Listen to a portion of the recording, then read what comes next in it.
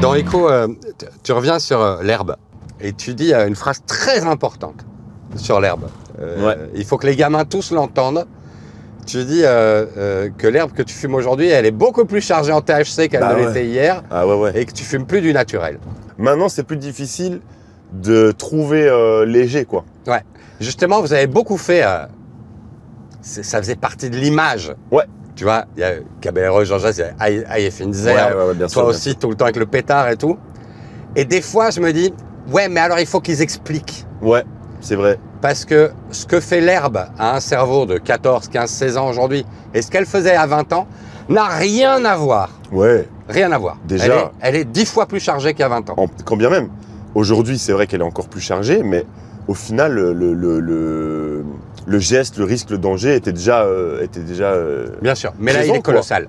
Mais c'est vrai qu'il faut, je pense qu'il faut vraiment tirer la sonnette d'alarme à ce niveau-là, parce que ça, moi, c'est vieux con, hein, là. Ouais, mais je comprends. Mais non, mais entendu c'est normal. Il n'y a pas de vieux comprend à ce niveau-là. C'est-à-dire qu'on parle d'un.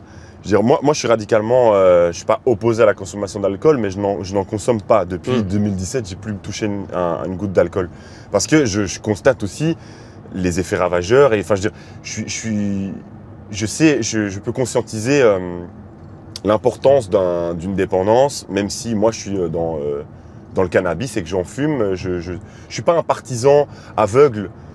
Tu vois, des bienfaits du cannabis et j'ai vu des gens autour de moi partir en couille à cause de la dépendance, à cause de surconsommation, de la schizophrénie.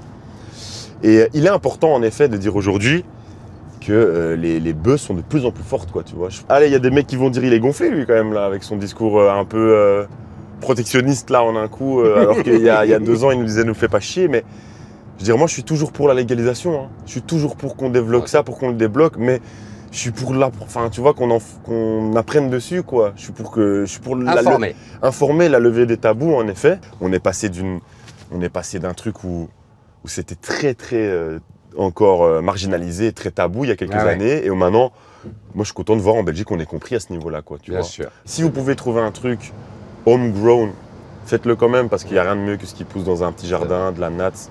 C'est vrai. C'est vrai, non? Tu te demandes des fois ce que tu vas faire du reste de ta vie? Ouais, je commence à me poser la question, ouais. Si j'étais vraiment super courageux et que j'avais pas peur du regard des autres, je ferais du stand-up. C'est vrai? Ouais. C'est vraiment mon rêve, pas secret parce que je l'assume, mais j'assume pas au point de l'essayer. Tu écris autre chose que des paroles de chansons? Oui, j'écris des blagues qui pourraient être des sketchs justement. Donc, ah oui, tu fais ça? Ouais, des blagues. Mais en vrai, si je m'écoutais, j'irais à Excel, au Kings of Comedy. Et je balancer des vannes. Ouais, je me vannerais sur moi-même ou bien sur le milieu. Je les admire, les stand-uppers, les comédiens, les gens qui font du seul en scène. Parce que c'est un saut dans le vide, quoi. La base du stand-up, c'est aller te confronter à des gens qui te connaissent pas et te rendre intéressant et raconter des trucs, tu vois, qui... Je veux dire, si tu vas... C'est aller chercher des gens. Moi, ça fait longtemps que je suis dans un confort. Tu vois, je fais ma musique, les gens ils m'attendent, ils tapent des mains et je sais que quand je lance le morceau Soleil, ils vont commencer à gueuler parce que je sais combien de temps il dure. Enfin, tu vois, nous c'est la triche un peu. Moi c'est rodé, c'est time-codé. Je fais de la peinture sur toile et je fais des trucs assez grands et tout. Et j'ai je sais pas, une 50aine, 60aine de toiles maintenant depuis 1 an ou 2. Et je pourrais faire un vernissage maintenant parce que j'ai les contacts, tu vois. Je pourrais même le faire chez des amis à moi, j'ai pas besoin d'aller faire ça dans une belle galerie. Mais si je le fais, je me confronte à un paradoxe qui ne va pas y avoir chez d'autres personnes. C'est-à-dire que même si je devrais en avoir rien à foutre, les gens vont venir regarder et vont se dire « Ah, si on sait que c'est Roméo Elvis, comme on va le regarder d'un autre prisme, tu vois, d'un autre angle. » Et moi, le ressenti que j'ai par rapport à ça, ça me met dans une espèce de complexe que je ne suis pas censé avoir, tu vois, complètement ridicule. Donc je me dis, soit tu y vas à fond, tu tues ton ego et tu vis ton art, mais sans te montrer. Tu vas dans l'underground résistance et tu fais un truc masqué et tout, et tu récoltes les fruits de ton art comme ça, et tu vois, et tu essaies de voir, si ça se trouve, ça marchera jamais, et puis voilà. Soit tu assumes. Ouais. Je sais que moi, si on me dit, regarde tel artiste, il peint, je vais le regarder en disant, ah, qu'est-ce qu'il a voulu nous montrer là maintenant? Il peint aussi, il paye, il fait de la musique et il veut nous montrer. Ouais. Mon regard dessus va être va être différent. Ouais, il va y avoir une défiance, il va y avoir un truc. Ouais, mais en même temps, sur chaque nouvelle chanson que tu sors, parce que tu en as sorti d'autres avant, il y a une défiance. Ouais, mais parce que t'es pas vierge. Ouais, mais vu que je suis dans mon rôle, ouais, ouais, mais c'est Romain Elvis, je suis rappeur, tu sais ce que je suis. Grosse tournée m'a imposé à un moment une condition physique, une tenue de scène, quoi. Hein. Ouais, bah, à peu près à l'époque où je suis venu la première fois dans la voiture, je commençais le sport. Et ça m'a fait, ça m'a fait tilter sur plein de trucs, quoi. Sur le bien-être dans la semaine, le bien-être mental, ça m'a fait me lever plus tôt. Et puis ça m'a fait me rendre compte que vraiment au rythme où j'allais, si je continuais les dates comme je faisais, j'allais vraiment à un moment ou l'autre avoir un pépin physique, quoi. Ouais, j'allais avoir un gros souci parce que je m'épuisais sur scène. J'ai encore là maintenant, je crois que j'ai 0,5% de matière grasse. J'élimine beaucoup trop, donc il fallait que je prenne ça en main. Mais pour ce qui est de la gestuelle et tout ça,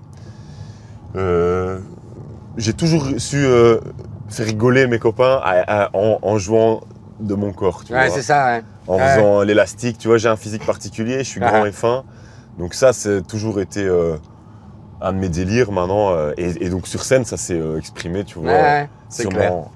Sûrement la Laurence Bibot en moi, quoi, tu vois. Ma mère qui est une comédienne et qui est une rigolote et qui a aussi beaucoup fait rigoler mon père à la maison en gestuelle, quoi. C'est vrai. Il y a quelque chose qui me fascine aussi.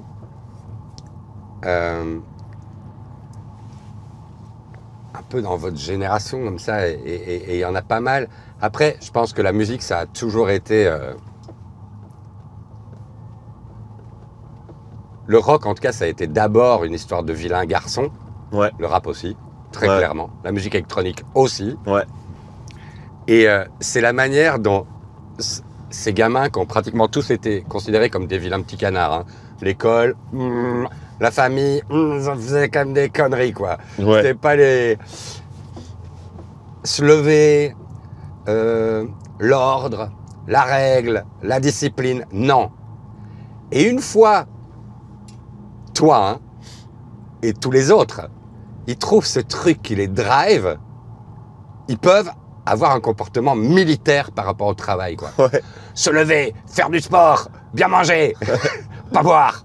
Tu vois? Ouais, clairement, ouais. C'est quand même complètement fou la manière dont des vilains petits canards deviennent des espèces de sérieux. Ouais, à fond. Pour la chose à accomplir. Soudain, on devient sérieux parce que... Mais qu'est-ce qu'elle a de si magique, cette chose à accomplir, pour qu'à un moment, ça fonctionne sur vous de manière aussi radicale?